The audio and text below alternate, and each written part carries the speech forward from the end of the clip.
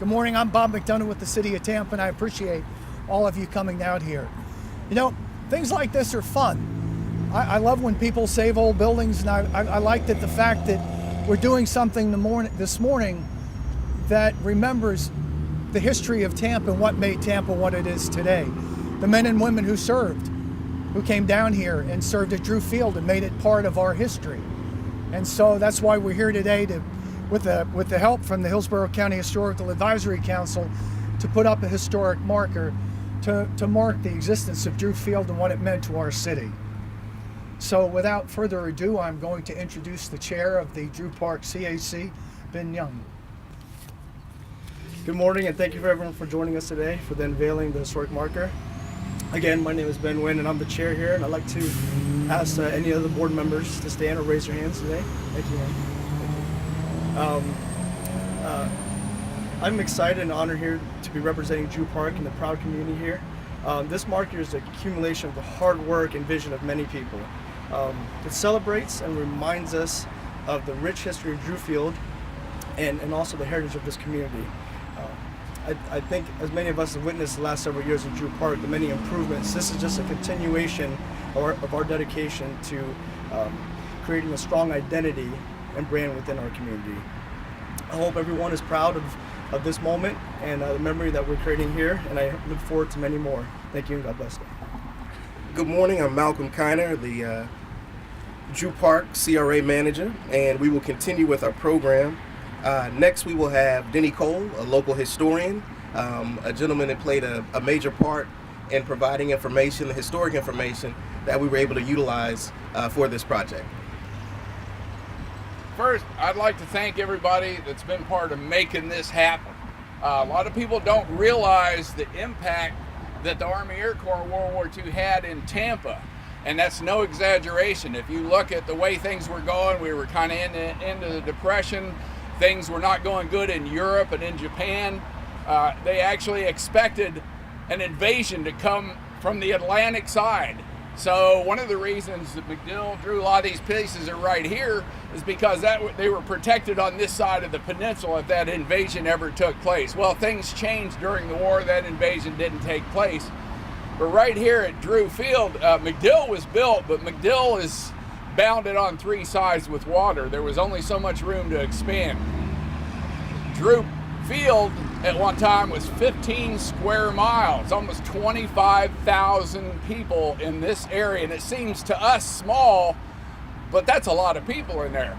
They were doing all kinds of things. It started off in about 1913. I'm going to get through this and just hit the highlights.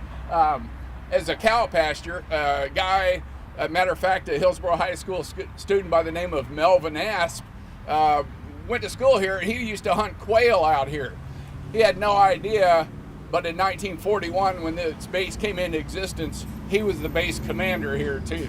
And he was selected to come to Tampa because of his connection with everybody here.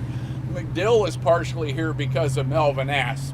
In 1938, they wanted to have some exercises, the Army Air Corps, and test out their new airplanes. So they said somewhere in the south.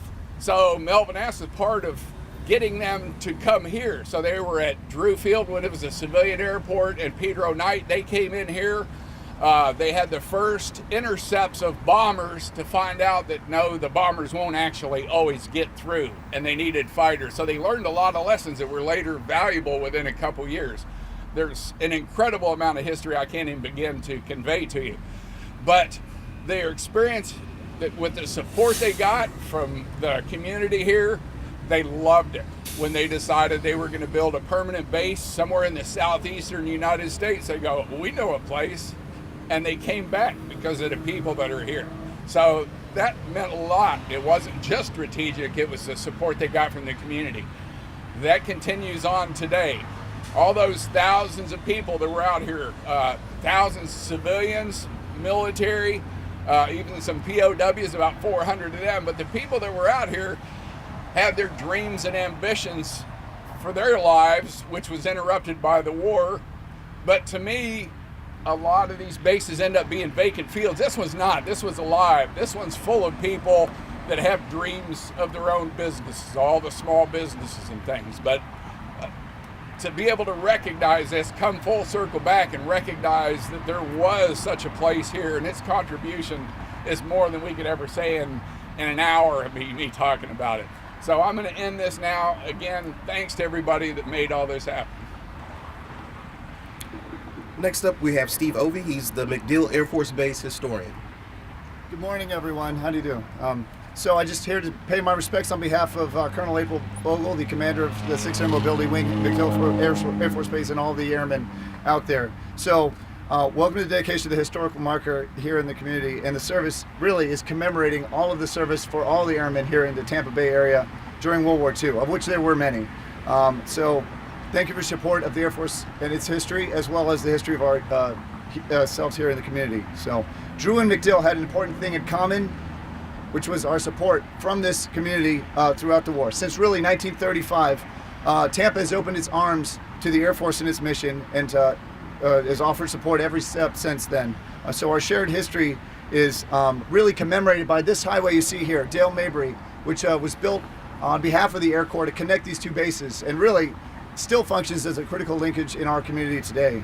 So in 1941, as MacDill Air Force Base was under construction, we have here at Drew Field, which was already operational at that time, the opportunity to base our first aircraft, B-18 Bolos, and from that moment, really until today, with our recent closure of the runways at MacDill for temporary reconstruction, which happens ever so often, this field and the runways built by the Air Corps still remain a critical part of our mission today.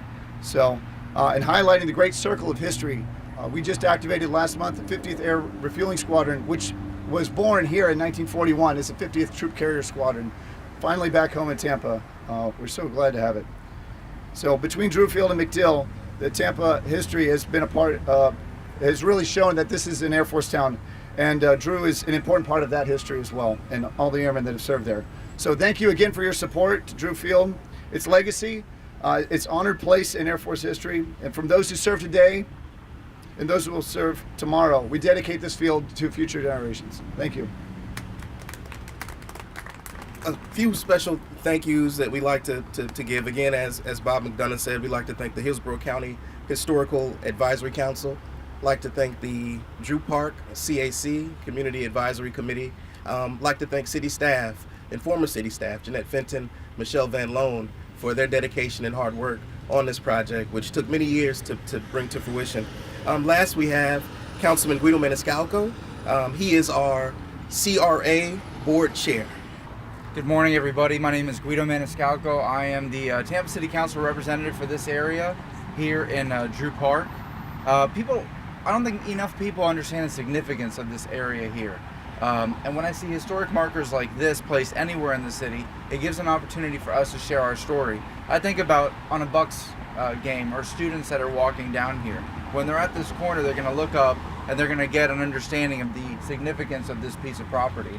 I have a childhood friend who always told me that his grandfather built their first family home by putting together two barracks, I think from this area. Another gentleman that I had dinner with the other night, a 92-year-old World War II veteran, has always told me stories of Drew Field and his memories as a kid before we went to war and then after he served with his brother, and the significance here, as well as the significance of MacDill Air Force Base and how important it was to the not